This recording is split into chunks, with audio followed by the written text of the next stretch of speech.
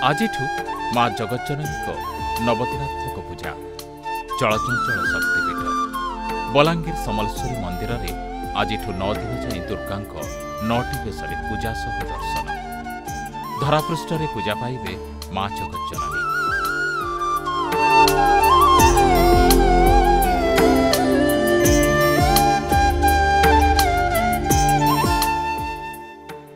आजिठु शक्तिपीठ माँ आरंभ होईछि नवदिनात्मक पूजा बलांगीर समस्त शक्तिपीठ प्रस्तुति शेष हो सारी ओम माँ आरंभ होईछि पूजा तेबे बलांगीर समलेश्वरी मंदिर में आजिठु नवरात्र पूजा आरंभ होइथिबा बेले माँ समलेश्वरी 9 दिन धरी नवदुर्गा वेश धारण करने सह पूजा पाइबे और दर्शन देवे भक्तों।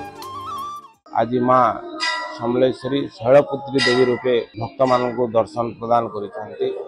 शैल अर्थ होची पर्वत पर्वतंकर झियो से आज माँ गाय उपरे विराजमान हो त्रिशूल धरिचंती। पर्वतर अर्थ होची शक्त तो माँ आज नारीर शक्तत्व भक्त मान के प्रदर्शन करिछन आउ भक्त मन आसिक माँ को शांति संकल्प दर्शन लाभ करुछन। आज प्रथम दिन में शैलपुत्री बेशरे दर्शन देउछंती माँ समलेश्वरी।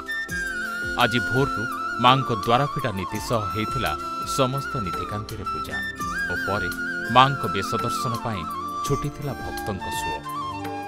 आज माँ शैलपुत्री वृषभ उपरे विराजमान हेबा सह अष्टभुजा हाथ में खंडा खरपर त्रिशूल धरी पूजा पाउछंती। पर्वतों पुत्री हेउछंती माँ शैलपुत्री।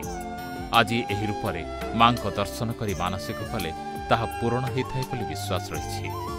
तेबे आज सकाळ 8टारू कलश यात्रा हेबा सह समलेश्वरी मंदिर में नवदिनात्मक पूजा मध्य आरंभ होइछि। Bureau report news लोपिता।